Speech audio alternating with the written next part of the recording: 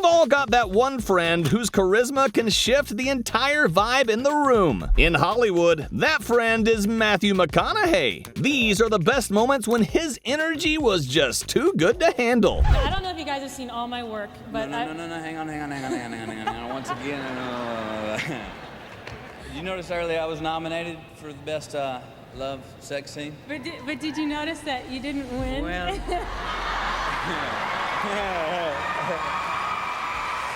You'd think McConaughey would spend most of his alone time thinking about his lines. But during an interview with Conan O'Brien, he revealed there are a few things he considers far more important. I haven't had to test it out yet, but I've got a theory on this. Let's take a grizzly bear, for instance. Now, let's say you got a knife. You get a knife. Let's give 8 to 10 inches of a blade. That's fair? Okay. You've given this a lot of thought? You think about, like, okay, me and a grizzly, how am I going to do it? This is pretty fascinating. Okay, very intrigued so about a how grizzly's this could coming go at down. you. I'm a grizzly. You're the grizzly, right? Now, most people are going to go back. If Right. he's going to get you, here's the thing. Now, when you stand up, give me your big wingspan. I come inside, whop! Oh, He wraps him around me, I right? thought you were going to kiss me for a second there. Boom. I pull up into the heart. Yeah. And now is where the problem starts. Because I believe that after I got your heart here up through your rib cage, all your weight's going to bring us back down this way. This way. Boom! And now, And Matthew, can I just say to anyone tuning in right now, this is not what it looks like. I've worked with you. I've tried to kiss you. Successfully and unsuccessfully. I've been directed by you in a short film and also to the exit door of many bars. So Sandy, here is to your decade of hotness. I'm glad to say that I knew you the decade before as well. This was the moment Matthew McConaughey made history. I hear you, man. But are we giving ourselves too much credit? Congratulations, you're the first guy to put bare feet on this desk. Oh, yeah? I want to congratulate you. Oh, thank you. Yeah, I was at home. Yeah, doing what? In Austin, Texas. I was playing a little music. Banging on some bongos. What time of day was it? 2:37 in the a.m., so said the report. Wow. On a Monday morning. So the police come, they knock on the door, you let them in, what happened? Well, no, they didn't really knock. They came on in, and I looked up and saw that familiar figure, and it's blue, and you go, oh, that's a cop. Oh, I'm going to turn this down. And Yeah. turned down and said, what the hell are you doing in here? And before I knew it, I was kind of cuffed and put against a wall. You were naked? Is that also part of the deal? I was buck naked. Wow. If you think intimacy and a meditation app don't belong in the same sentence, Michael Bublé may disagree. Does Matthew know that he plays a special part in your life? No, probably not. Please, I play a special part in your life. Yeah. Can't wait to hear this. Tell us. Well, I mean, my wife and I sleep with you almost every night. Yes.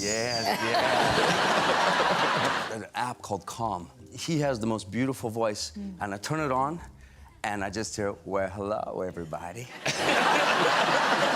It's me, Matthew McConaughey. I'm gonna tell you a bedtime story. And I just do this, oh. I really do. My wife, who's from Argentina, she always goes like, you have the man talking again. The man is talking in the bed again, Mike.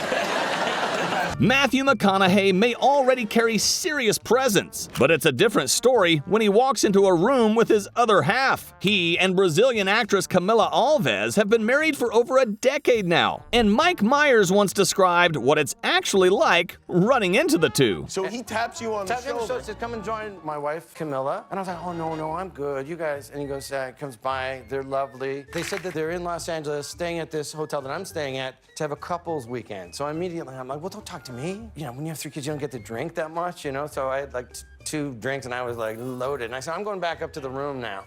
And they said, so are we, right? And I thought, okay. And so they said, well, why don't you just ride in the elevator with us? And it's the world's smallest elevator. They were going to the 6th floor, and I was on the 6th floor. So they hit the button, and they're like, what floor are you going to, buddy? And I'm like, 6. Then they said, what room number are you in? And I'm like, oh, no. 69. And I thought they must think that's like some swinger code or whatever. And he didn't know what to say, but he's a super lovely guy, so he just went, yeah, baby. I was like... One thing I appreciate about you is your ability to apply meaning to almost anything, including a wet dream. You know, you talk about floating down the Amazon River, you're wrapped in pythons, you're being circled by crocodiles and freshwater sharks, and then that inspires this 20-day pilgrimage to Peru. Now, I once had a wet dream, right? Where I'm being chased by knights and archers through a castle, right? What would you do with a sign like that? Like, do I need to get an atlas and go somewhere? I think you might need to get a membership at Medieval Times.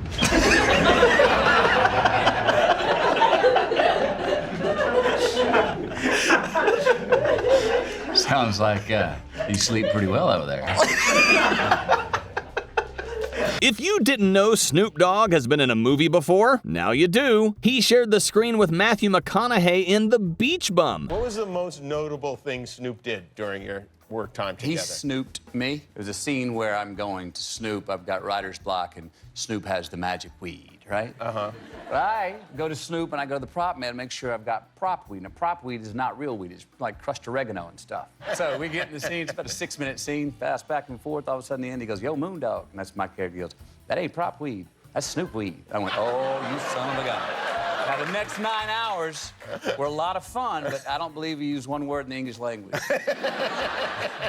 And apparently, working with him was exactly what you'd expect. Snoop Dogg later shared what that moment looked like from his point of view. You said I rapped a lot. You rapped for 13 hours straight. And I came back to work, I asked you, I said, man, I'm a little hazy on how last night went. How'd it go? What'd I tell you? Snoop says, oh, you was great, Moondog. You hit 4 in-the-park home runs. So you have to just, the first thing that comes to your mind, you say it, and then you hit this, okay? Okay. First thing that comes to your mind. Come on. What's the weirdest thing you've done to make money? It's also illegal, so I'm not telling you. Besides making love, showering, swimming, or playing bongos, what is something else you enjoy doing naked?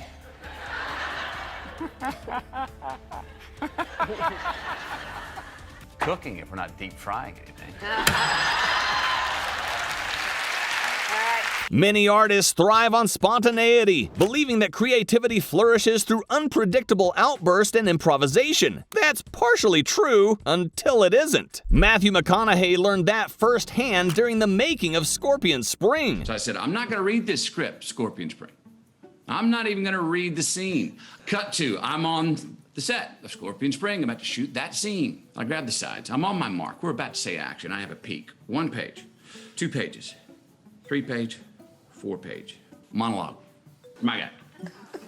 In Spanish. I feel this bead of sweat come up on the back of my neck. For context, here's the scene McConaughey was talking about. Venido de tan lejos para esta pendejada. Ni siquiera era necesario que viniera. Yo le pago para que deje a mis hombres pasar con la coca. No para que les robéis, los mate en la frontera. Did you know that when people watch the trailer for Tiptoes, the first time you see it, you're like, what the f is happening? Like, hi, I'm Ross. I'm his brother. We're twins. Are your parents, Yeah. It can tear them apart. I think you gotta let me know that everyone in your family's a midget. They're not midgets, they're dwarfs. Whatever. Wait, the trailer's so good. I've never seen the trailer. This is so good. Just get really serious. Patricia Arquette, and in the role of a lifetime. John Goldman! Tiptoes. Come on! What the f?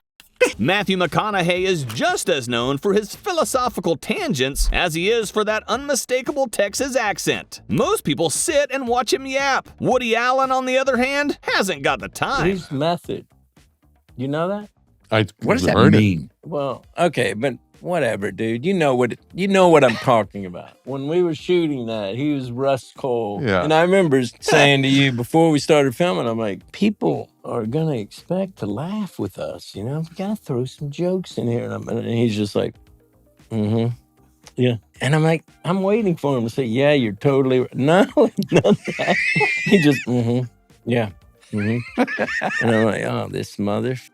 If you've ever wondered where Matthew McConaughey gets that charisma, you might have his parents to thank. In an interview with Howard Stern, Matthew explains how his father kept that fire burning right up until the very end. Your dad always said, I'm going to go out, probably banging your mom. He said, boys, when I go, I'm going to be making love to your mother. And he did. He called a shot. Your dad knew how he was going to die, and he actually did it. And he did it. Did he have a heart attack? Had a heart fibrillation, yeah. The paramedics are covering him, and all the neighbors are out in the street, and he's going out the garage down. So, you know, what's the sensible thing to do at 7 a.m.? Cover him. Right. My mom's out there, half naked, ripping the sheet off him. Get that sheet off of him. You're going to see how big Jim went out. I hope he had a boner at that point. I do, too. I was in kindergarten, my mom's kindergarten teacher. She, and my buddy John Griffith says, hey, Matt, want to go play in the monkey bars? And I ran out and said, yeah. And halfway to the monkey bars, I feel this hand on my shoulder. Whoa, bam, get slammed to the ground. I look up, it's my mother in my face, and she's like, what are you doing? I said, I'm going to play in the monkey bars with John. She goes, who is? I said, I am. She goes, what's your name? I said, Matthew. She goes, don't you ever answer to Matt again. I named you Matthew from the Bible. And I was like, yes, ma'am. So, Your own mother, I know she likes to visit you on sets. Did she visit you on this set? Yes, she did. She comes to me and says, who's the person on set that can make it happen? Who's the one with the money? And I'll go like, that guy. And I've learned to send her to the wrong people sometimes. But even then, her pitch is this: remake of The Graduate. What? What's so funny? What's so funny? No, it's a great idea. Look, I'm the Anne Bancroft character. Matthew is the Dustin Hoffman character. And what does everyone right away say? Wait a minute, that's pretty bent. And she's immediately like, oh, knock it off. I've seen it before. It's not that big of a deal. One story about your dad. The bet involving your brother. Do you know the story I mean? The bicycle? Yeah, the motorcycle. Motorbike? The motorcycle. Oh, yeah. Another way my dad did great business.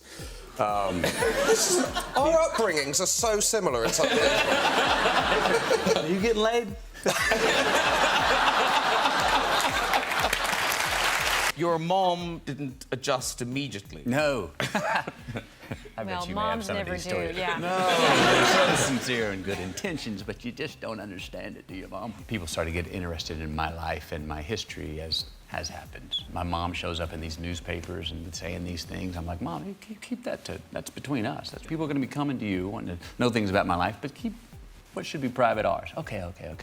All of a sudden, the next Thursday night, I'm looking at hard copy, and there's my mom giving an escort through my bedroom. And this is where we caught him first sleeping with so-and-so. I call her, and she goes, oh, I didn't know you'd see it. Do the thing about you road testing the kind of the posing pouch. The posing pouch? You walked around to make sure that it wasn't falling out of it. No, it was composed. What I did do, which a lot of us did, is you put one of those on, and all of a sudden you find your body kind of gets a little inverted. I remember going, and I wasn't the only one that did this. You go, I have to walk out there amongst the crew and have small time, normal conversations like, so how you doing? What did you have for lunch?